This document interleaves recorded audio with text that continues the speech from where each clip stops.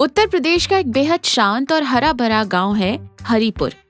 यहाँ की सुबह चिड़ियों की चहचहाहट से होती है और शामें ठंडी हवाओं के सुकून से। इसी गांव में रमेश नाम का एक किसान रहता है। रमेश इंसान बहुत सीधा है, लेकिन उसके अंदर एक शरारती बच्चा छुपा है। उसे हंसना और दूसरों के साथ मजाक करना बहुत पसंद है। उसकी पत्नी कमला एक बहुत ही सुलझी हुई और शांत स्वभाव की महिला है। वो रमेश की हर शरारत को एक हल्की सी मुस्कान के साथ संभाल लेती है। रमेश की जिंदगी एकदम बढ़िया चल रही थी, लेकिन तभी उसके जीवन में भूचाल लाने के लिए शहर से उसका चचेरा भाई सुरेश गांव आ गया।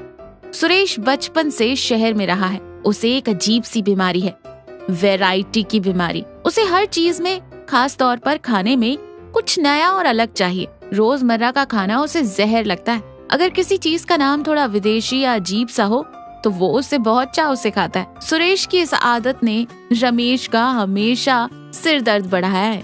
सुरेश एक ऑटो से उतरता है, आंखों पर काला चश्मा, हाथ में 2 बड़े ट्रॉली बैग।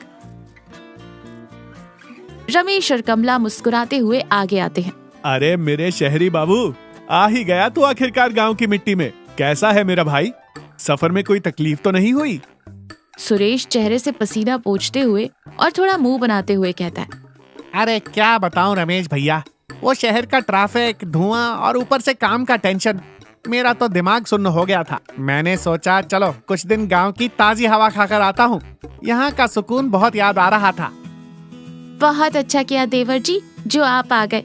आपका ही घर है, जितने दिन मन करे रहिए। जाइए हाथ मुंह धो लीजिए। मैं आपके लिए बढ़िया गर्मा गर्म आलू गोभी की सब्जी, दाल तड़का और देसी घी लगी रोटियां लाती हूँ। आलू गोभी और दाल? भाभी जी प्लीज बुरा मत मानिएगा, लेकिन ये दाल, रोटी, गोभी ये सब तो मैं शहर में रोज खाता हूँ। मेरी तो जीभ का स्वाद ही मर गया है ये सब खा खा कर। तो फिर क्या खाएंगे आप? मैं मटर पनीर बना दूं या फिर कड़ी चावल? सुरेश हाथ जोड़कर कहता है। नहीं भाभी जी, मुझे कुछ वैरायटी चाहिए। कुछ ऐसा जो मैंने आज तक न खाया हो, जिसका नाम सुनकर ही रोंगटे खड़े हो जाएं। कुछ ऐसा जो एकदम हटके हो, मतलब फील आना चाहिए कि कुछ एक्सक्लूसिव खा रहा हूँ। रमेश मन ही मन कुड़ते हुए कहता है। ये अपनी नौटंकी से बाज नहीं आएगा। अच्छा बेटा, तुझे एकदम हटके वैरायटी चाहिए, विदेशी नाम वाली? सुरेश उत्साह से कहता है। हाँ भैया, कुछ एकदम नया, वरना मैं तो भूखा ही सो जाऊंगा, लेकिन वो बोरिंग खाना नहीं खाऊंगा। रमेश एक गहरी सांस लेकर कहता है। हाँ, ठीक है सुरेश बाबू, अगर तुझे वैरायटी ही चाहिए तो वैरायटी ही मिलेगी। आज तो तू भाभी के हाथ का बना खा ले, कल रात को तुझे मैं ऐसी चीज खिलाऊंगा जो तूने सपने में भी नहीं सोची होगी। लेकिन बाद में मत कहना कि रमेश भैया ने क्या खिला दिया। सुरेश हंसते हुए कहता है। अरे आप इंतजाम तो करो, मजा आना चाहिए बस। दूसरा दिन सुबह का समय। रमेश सब्जी मंडी में खड़ा है। उसका चेहरा बहुत तनाव में है। वो सोच में डूबा है कि सुरेश को ऐसा क्या खिलाएं कि तभी उसका पक्का दोस्त दीनानाथ वहाँ आता है। दीनानाथ गांव का सबसे बेहतरीन रसोइया है। का हो रमेश भैया, काहे इतना टेंशन में लग रहे हो? माथे पर इतनी लकीरें क्यों हैं? भाभी जी से झगड़ा हो गया क्या? अरे नहीं यार दीना, वो मेरा चचेरा भाई सुरेश आया है शहर से। अरे कमी नहीं, वो खुद एक कमी लेकर आया है। उसे सादा खाना पचता ही नहीं है। उसे खाने में वैरायटी चाहिए, कुछ अनोखा, कुछ ऐसा जो उसने कभी ना देखा हो। अब मैं यहाँ गांव में उसे कौन सा इटालियन या चाइनीज खाना लाकर दूं? मेरा तो दिमाग ही काम नहीं कर रहा। अरे यार, इतनी सी बात के लिए तू अपनी जान सुखा रहा है। शहर वालों को बेवकूफ बनाना बहुत आसान होता है, बस नाम भारी होना चाहिए। मतलब मैं समझा नहीं, तू कुछ ऐसा बना सकता है क्या? रमेश के कान के पास आकर धीरे से कहता है। एक काम कर, आज रात को उसे मटन चुस्ता खिला दे। मटन चुस्ता? ये कौन सी चिड़िया का नाम है भाई? मैंने तो आज तक नहीं सुना। अरे ये बिहार की बहुत मशहूर डिश है। यहाँ अपने इलाके में किसी को नहीं पता। इसका स्वाद इतना जबरदस्त होता है कि आदमी उंगलियां क्या पूरी प्लेट चाट जाए। और सबसे अच्छी बात, यह दिखने में बहुत ही अजीब, गोल मटोल और भयानक सा लगता है। तेरे भाई को तो अनोखी चीज चाहिए थी ना। यह डिश देखकर उसका दिमाग हिल जाएगा। रमेश फिर चेहरे पर एक बड़ी सी शरारती मुस्कान लाते हुए कहता है। दीना, तू तो मेरा सच्चा दोस्त है। तू बस आज शाम को मेरे घर आ जा।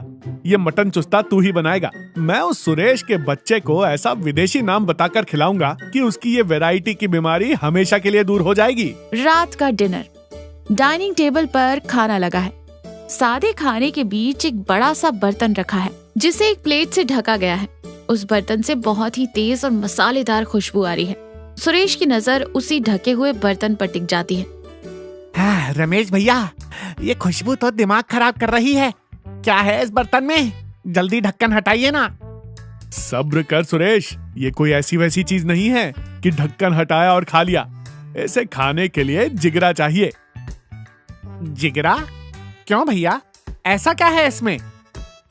ये मैंने एक खास शिकारी दोस्त से मंगवाया है।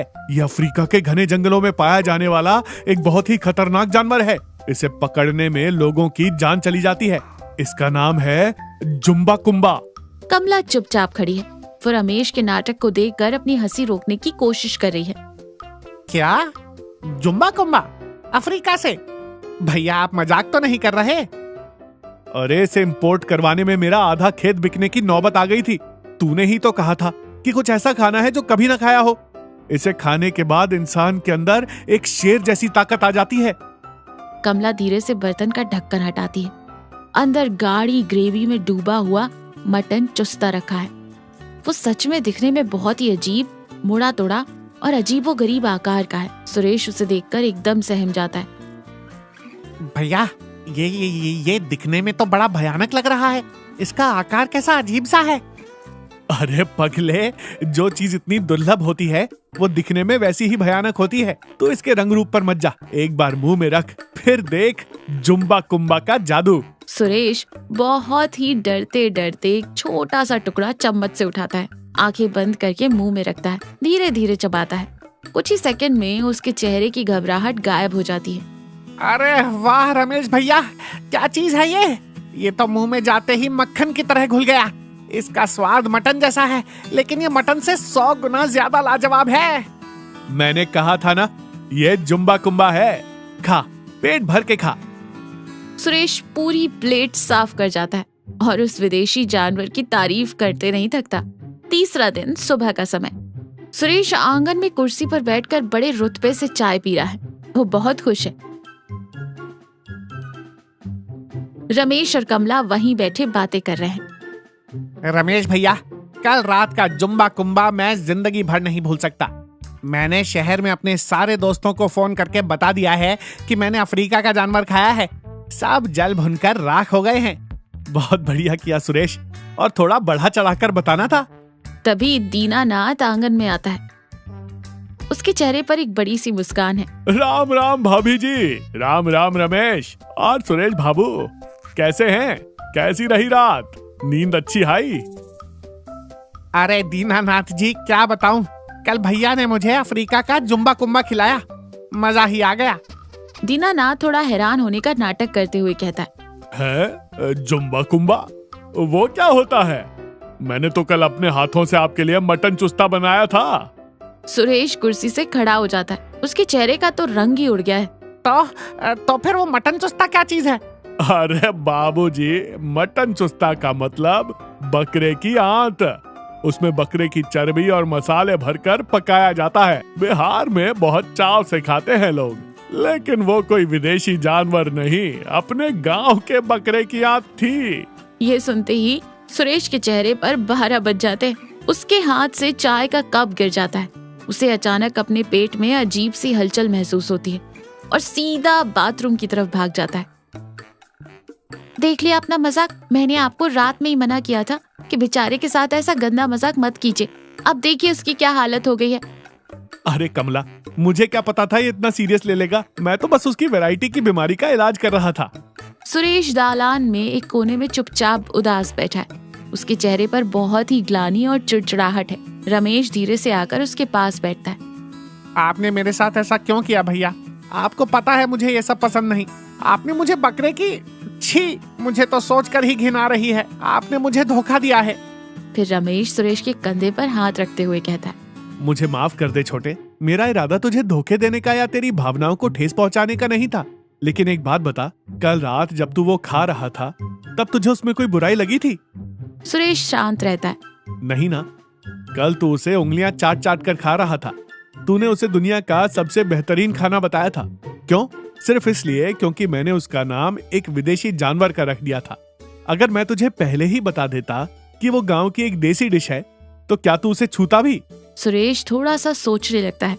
उसकी आंखों में पछतावा दिखने लगा। देख सुरेश, गलती तेरी नहीं है, ये हम सब की सोच बन गई है। हमें लगता है कि जो चीज बाहर से आई है, जिसका नाम अंग्रेजी या विदेशी है, वही महान है। हम दिखावे के पीछे इतना भागते हैं कि हमारे अपने घर में, हमारी अपनी मिट्टी में जो असली स्वाद और प्यार छुपा है, हम उसे कूड़ा समझते हैं। कल तूने जो खाया वो वही देसी चीज थी जिससे तू हमेशा दूर भागता था। बस मैंने पैकिंग बदल दी थी। सुरेश एक गहरी सांस लेते हुए फिर सुरेश रमेश की तरफ देखकर कहता है, सच में मेरी आंखें बंद थी। मुझे हमेशा ये लगता था कि गांव का सीधा साधा खाना, यहाँ की चीजें मेरे स्टैंडर्ड की नहीं है। मैं उस नाम और दिखावे के पीछे इतना पागल था कि असली स्वाद को पहचान ही नहीं पाया। कमला हाथ में खाने की थाली लेकर आती है। थाली में गर्मा गर्म चावल, पीली दाल और आम का अचार है। सुरेश के अंदर जो दिखावे का भूत सवार था वो रमेश के इस छोटे और मजेदार मटन चुस्ता वाले मजाक से हमेशा के लिए उतर गया। सुरेश को समझ आ गया था कि खुशी और स्वाद महंगी और विदेशी चीजों में नहीं, बल्कि अपनेपन और सादगी में होती है। गांव में बचे हुए अपने बाकी दिनों में सुरेश ने बिना किसी शिकायत के कमला के हाथ का बना सादा खाना खाया और अपनी जिंदगी के सबसे बेहतरीन पल बिताए। तो देखा, हमें बाहरी दिखावे और बड़े नामों के पीछे भागने की बजाय सादगी और वास्तविकता का सामना करना चाहिए। हमारी अपनी मिट्टी और संस्कृति में जो असली गुण छुपे हैं, उन्हें पहचानना और उनकी कद्र करना ही समझदारी है।